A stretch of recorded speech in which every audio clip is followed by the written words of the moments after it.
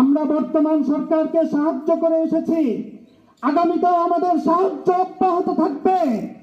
কিন্তু বর্তমান সরকার যদি ইসলামের বিরুদ্ধে, আমাদের রাসূলের ইজ্জতের বিরুদ্ধে বুঝে হোক না বুঝে হোক কোন ধরনের অবস্থান যদি গ্রহণ করে, আমরা প্রথমে তাদেরকে সতর্ক করব।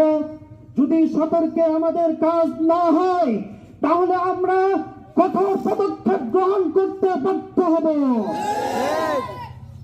হে উম্মতে মুহাম্মাদিয়া, আমাদের স্পষ্ট কথা, যদি কোনো দল, যদি কোনো গোষ্ঠী তোমাদেরকে রাসূল সাল্লাল্লাহু আলাইহি ওয়াসাল্লামের বিরুদ্ধে কটূক্তি করার পর তোমাদেরকে শান্ত থাকতে বলে, তোমাদেরকে ধৈর্য ধারণ করতে বলে, সে আদর্শের বুকে তোমরা লাথি মারো। সে আদর্শের উপর লাথি মেরে রাসূলের বিরুদ্ধে যখনই কটূক্তি হবে, রাজপথে বেরিয়ে তুমি ক্ষিপ্ত হবে, এটাই তোমার ঈমানের দাবি।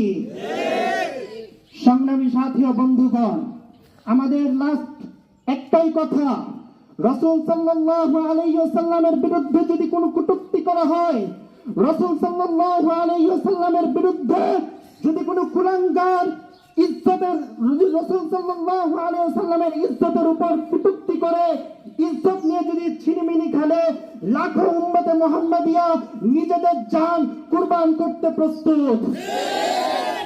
আমরা আখেরি পাইগাম সরকারের কাছে আমরা দাবি জানাই, কয়েকদিন পর পর আমার নবীর ইজ্জতের উপর আক্রমণ আসবে, আর এই ধরনের তৌহিদি জনতা রাজপথে নেমে আসবে।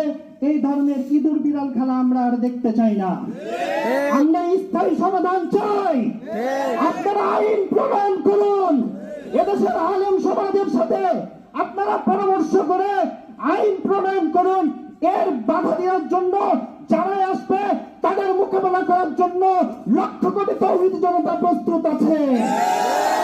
আমরা সর্বোচ্চ শাস্তি মৃত্যুদণ্ডের আইন দেখতে চাই। আমরা ইঁদুর বিড়াল খেলা ফেলবো না। যদি আমাদের কথায় কাজ না হয়, আমরা কঠোর পদক্ষেপ নিতে বাধ্য হব। তখন আমাদের কার মব জাস্টিসের কথা বলতে আসবেন না, তখন আমাদের কার মব জাস্টিস বলে আসবেন না, মব জাস্টিসের দোহাই আমাদেরকে দিতে আসবেন না। 2013 সালে তৌহিদি জনতা রাসূলের ইজ্জতের হেফাজতের জন্য রক্ত দিয়েছে, 2021-এ রক্ত দিয়েছে, 2024-এও এই তৌহিদি জনতা রক্ত দিয়েছে। সুতরাং মব জাস্টিস বলে আমাদেরকে এই প্রতিপন্ন করার দুঃসাহস দেখাবেন না। এ বলে আমার আখেরি পয়গাম শেষ করলাম।